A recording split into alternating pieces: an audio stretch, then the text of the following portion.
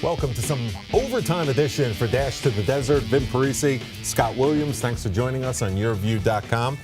Let's take a break from the current field of teams and the Final Four and everything going out in Arizona out here. Let's talk about the coaching carousal in college basketball. One job getting a lot of attention, Scott, is Georgetown in the Big East. The school, after 13 years, parted way with John Thompson III. Surprising to a lot of people. However, Georgetown recently has not been experiencing the type of success in their past that they have once had. And one name that keeps coming up, despite many other names in the college basketball world, is ex-Hoya Patrick Ewing, a guy you know very well. All too well. That you played against. And listen, there's two sides to look at this. You could say, hey, listen, he knows about the Georgetown tradition, he's a Hoya. Or you could look at it as he doesn't have head coaching experience. Let's get a guy that has been a college head coach. But we've seen teams like St. John's go the Chris Mullen route, and some other teams go that direction. What are your thoughts on this? Well, I think he's somebody they should very seriously consider because Patrick was a fantastic player, a hard worker, and a student of the game. Most times people like to think that to be a student of the game, you have to play the point.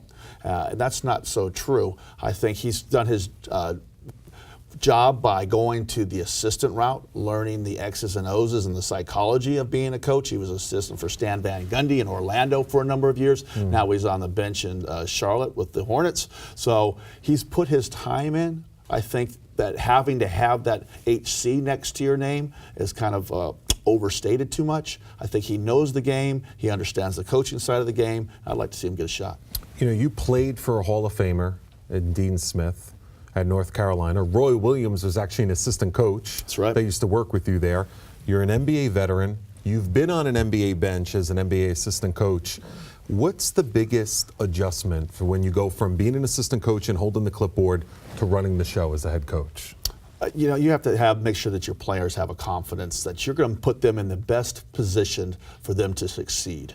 I don't think that the coaches that were so worried about what maybe management want to do, or maybe developing a younger player, they get labeled as somebody that's really just a company guy, and somebody that at the pro level, they want someone that says, hey, it's about me too. How am I going to be able to maximize my skills by helping a basketball team succeed?